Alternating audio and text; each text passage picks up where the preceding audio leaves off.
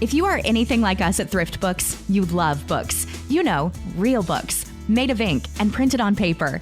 With over 13 million used and new books starting as low as $3.99, Thrift Books has your next great adventure. Affordable textbook or cozy afternoon. Any format, edition, and condition, right at your fingertips. Visit thriftbooks.com/podcast and find your next favorite book today. For the love of books, Thrift Books.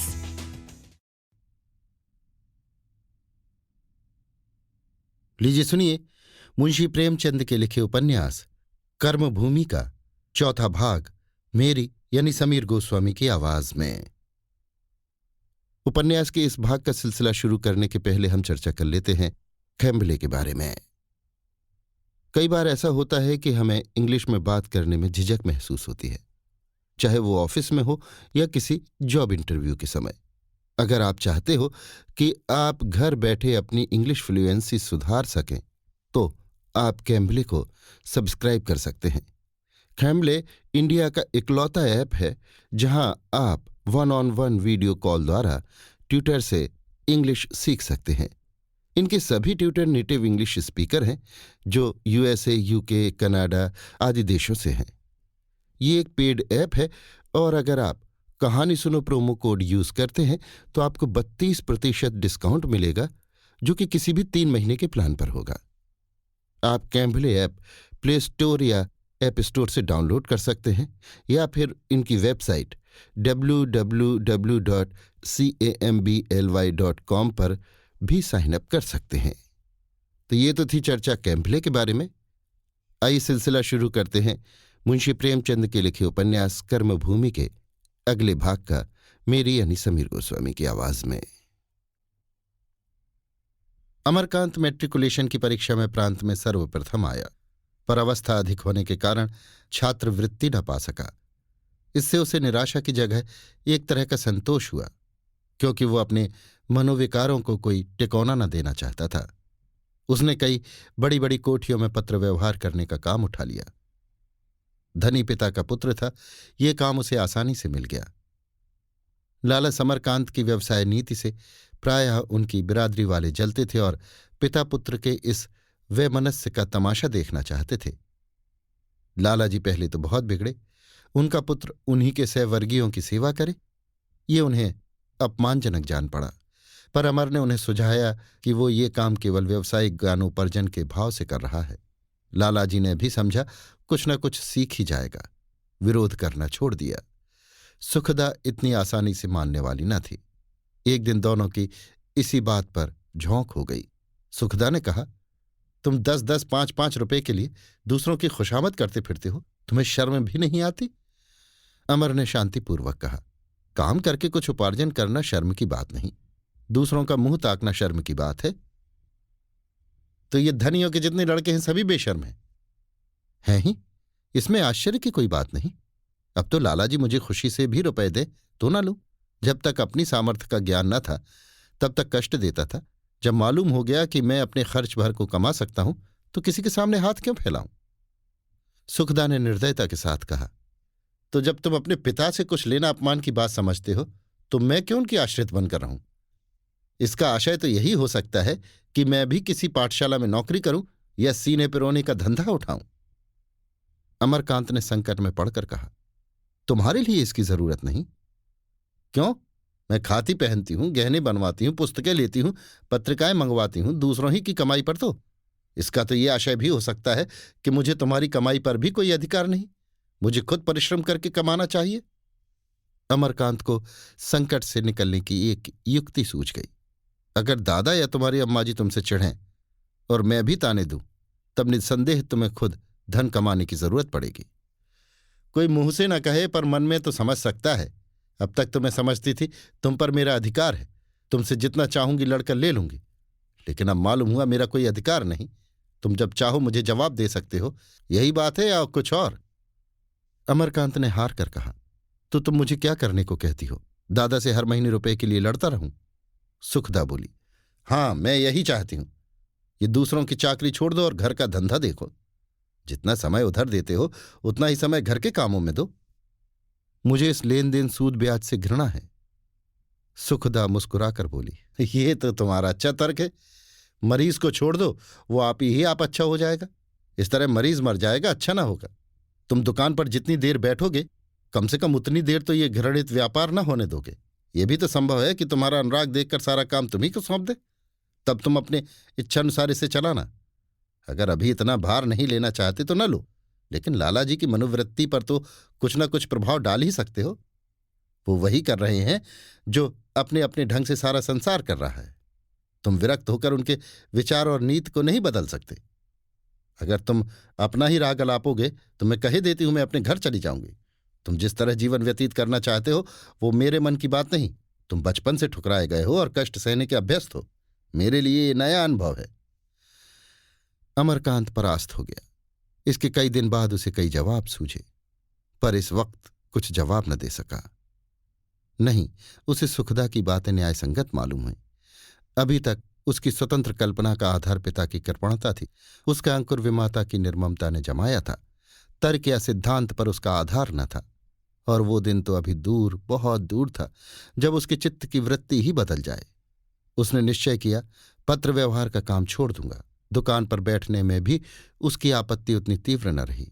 हाँ, अपनी शिक्षा का खर्च वो पिता से लेने पर किसी तरह अपने मन को न दबा सका। इसके लिए उसे कोई दूसरा गुप्त मार्ग खोजना ही पड़ेगा। सुखदा से कुछ दिनों के लिए उसकी संधि सी हो गई। इस बीच में एक और घटना हो गई जिसने उसकी स्वतंत्र कल्पना को भी शिथिल कर दिया। सुखदा इधर साल भर से मैके न गई थी। विधवा माता बार बार बुलाती थी। लाला समरकांत भी चाहते थे कि 1-2 महीने के लिए हो आए, पर सुखदा जाने का नाम न लेती थी। अमरकांत की ओर से वो निश्चिंत न हो सकती थी। वो ऐसे घोड़े पर सवार थी जिसे नित्य फेरना लाजिम था।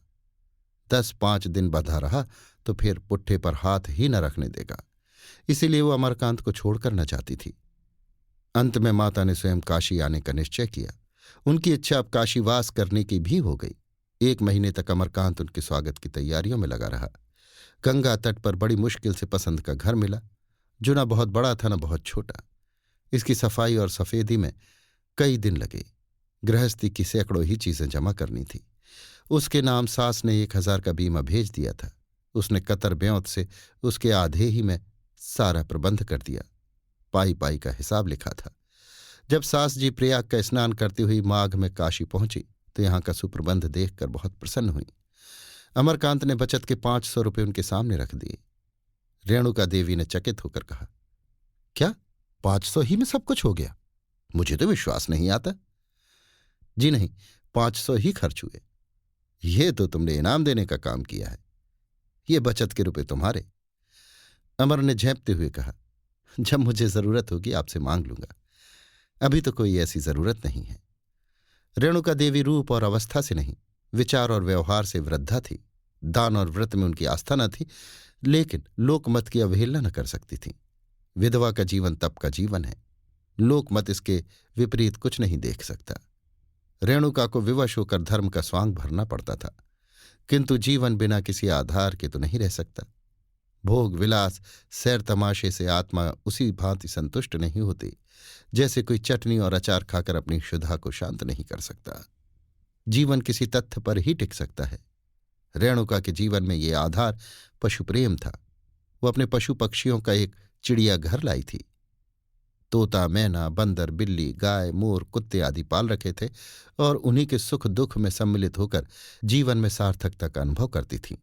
हर एक का अलग अलग नाम था, रहने का अलग अलग स्थान था, खाने पीने के अलग अलग बर्तन थे।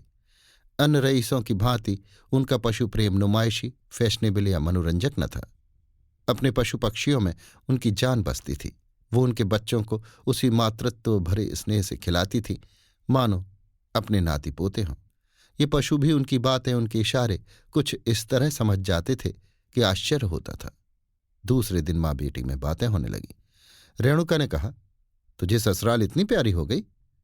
सुखदा ने लज्जित होकर कहा, क्या करूं अम्मा, कुछ ऐसी उलझन में पड़ी हुई हूं कि कुछ सूझता ही नहीं। बाप बेटे में बिल्कुल नहीं बनती। दादाजी चाहते हैं वो घर का धंधा देखें। वो कहते हैं मुझे इस व्यवसाय से घृणा है। मैं चली जाती तो न जाने क्या दशा होती। मुझे बराबर ये खटका लगा रहता है कि वो देश विदेश की राह न लें। तुमने मुझे कुएं में ढकेल दिया और क्या कहूं। रेणुका ने चिंतित होकर कहा, मैंने तो अपनी समझ में घर वर दोनों ही देखभाल कर विवाह किया था, मगर तेरी तकदीर को क्या करती। लड़के से तेरी अब पटती है या वही हाल है। सुखदा फिर लज्जित हो गई। उसके दोनों कपोल लाल हो गए, सिर झुकाकर बोली, उन्हें अपनी किताबों और सभाओं से छुट्टी नहीं मिलती। तेरी जैसी रूपवती एक सीधे सादे छोकरे को भी न संभाल सकी, चाल चलन का कैसा है। सुखदा जानती थी अमरकांत में इस तरह की कोई दुर्वासना नहीं है, पर इस समय वो इस बात को निश्चयात्मक रूप से कह न सकी। उसके नारित्व पर धब्बा आता था। बोली, मैं किसी के दिल का हाल क्या जानूं अम्मा। इतने दिन हो गए, एक दिन भी ऐसा न हुआ होगा कि कोई चीज ला कर देते। जैसे चाहूं रहूं, उनसे कोई मतलब ही नहीं। रेणुका ने पूछा, तू कभी कुछ पूछती है, कुछ बनाकर खिलाती है, कभी उसके सिर में तेल डालती है। सुखदा ने गर्व से कहा, जब वो मेरी बात नहीं पूछते तो मुझे क्या गरज पड़ी है। वो बोलते हैं तो मैं भी बोल लेती हूं, मुझसे किसी की गुलामी नहीं होगी। रेणुका ने ताड़ना दी, बेटी बुरा न मानना, मुझे तो बहुत कुछ तेरा ही दोष दिखता है। तुझे अपने रूप का गर्व है, तू समझती है वो तेरे रूप पर मुग्ध होकर तेरे पैरों पर सिर रगड़ेगा। ऐसे मर्द होते हैं ये मैं जानती हूं, पर वो प्रेम टिकाऊ नहीं होता। न जाने तू क्यों उससे तनी रहती है। मुझे तो वो बड़ा गरीब और बहुत ही विचारशील मालूम होता है। सच कहती हूं, मुझे उस पर दया आती है। बचपन में तो बेचारी की मां मर गई, विमाता मिली वो डाइन, बाप हो गया शत्रु, घर को अपना घर न समझ सका। जो हृदय चिंता भार से इतना दबा हुआ हो, उसे पहले स्नेह और सेवा से पोला करने के बाद तभी प्रेम का बीज बोया जा सकता है। सुखदा चिढ़कर बोली, वो चाहते हैं मैं उनके साथ तपस्विनी बनकर रहूं, रूखा सूखा खाऊं, मोटा झोंटा पहनूं, और वो घर से अलग होकर मेहनत और मजूरी करें। मुझसे ये ना होगा, चाहे सदैव के लिए उनसे नाता ही टूट जाए। वो अपने मन की करेंगी, मेरे आराम तकलीफ की बिल्कुल परवाह न करेंगे, तो मैं भी उनका मुंह ना जोहूंगी। रेणुका ने तिरस्कार भरी चितवनों से देखा और बोली, और अगर आज लाला समरकांत का दीवाला पिट जाए। सुखदा ने इस संभावना की कभी कल्पना ही न की थी। विमूढ़ होकर बोली, दीवाला क्यों पिटने लगा? ऐसा संभव तो है। सुखदा ने मां की संपत्ति का आश्रय न लिया। वो न कह सकी, तुम्हारे पास जो कुछ है वो भी तो मेरा ही है। आत्मसम्मान ने उसे ऐसा न कहने दिया। मां के इस निर्दय प्रश्न पर झुंझलाकर बोली, जब मौत आती है तो आदमी मर जाता है, जानबूझकर आग में नहीं कूदा जाता। बातों बातों में माता को ज्ञात हो गया कि उसकी संपत्ति का वारिस आने वाला है। कन्या के भविष्य के विषय में उसे बड़ी चिंता हो गई थी। इस संवाद ने उस चिंता का शमन कर दिया। उसने आनंद से विवल होकर सुखदा को गले लगा लिया। अभी आप सुन रहे थे मुंशी प्रेमचंद के लिखे उपन्यास कर्मभूमि के चौथे भाग को मेरी यानी समीर गोस्वामी की आवाज में।